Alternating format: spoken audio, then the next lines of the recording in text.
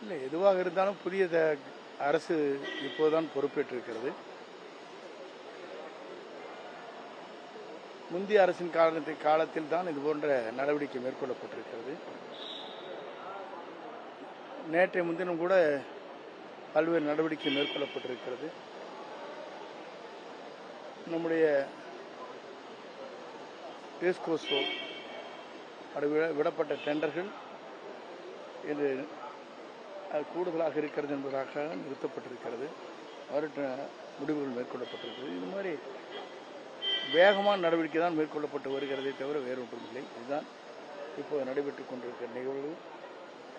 ஆகவே எதுவாக இருந்தாலும் நம்முடைய மாண்புமிகு தமிழக வெற்றிக்கழகத்துறை தலைவர் தளபதி அவர்கள் முதலமைச்சராக இருக்கும் வரை எந்த தவறு நடந்துவிடக்கூடாது என்பதிலே கண்ணும் கருத்துமாக இருக்கிறார். இல்லை, இப்போ நகராட்சி, மாநகராட்சி, பேரூராட்சியுடைய காலக்கெடுக்கள் அடுத்த ஆண்டு வரையிலும் இருக்கிறது. ஏப்ரல் 4 வரையிலும். அதுவரை நாம் பொறுத்திருந்தான் ஆக வேண்டும்.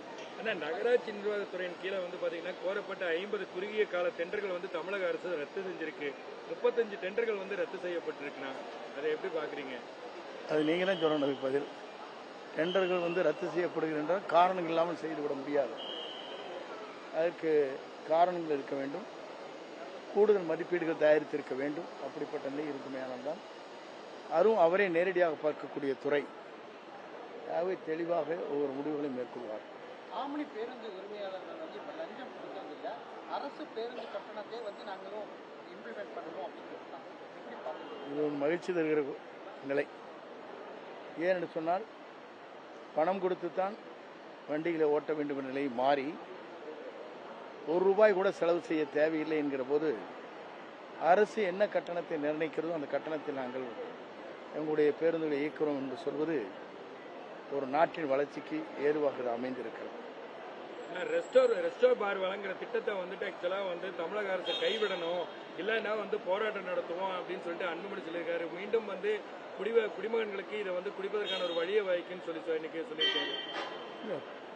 இன்றைய சூழ்நிலையில் அரசு என்ன நடவடிக்கை மேற்கொள்ள வேண்டுமோ அது வேகமாக விரைவாக எடுத்துக்கொண்டிருக்கிறது. போதைப் பொருள் ஒழிக்கப்பட வேண்டும் என்பதற்காக கேரள மாநிலமும் தமிழ்நாடும் இணைந்து அந்த பணிகளை நாம் மேற்கொண்டு வருகிறோம். படிப்படியாக அதை பற்றி முதல்வர்கள் முடிவு மேற்கொள்வார். பழனிக்கே மொட்டை போட்ட ஆட்சி விஜய் பழனிக்கு மொட்டை போட்டவர் யார் என்பது காலப்போக்கில் தெரியும்.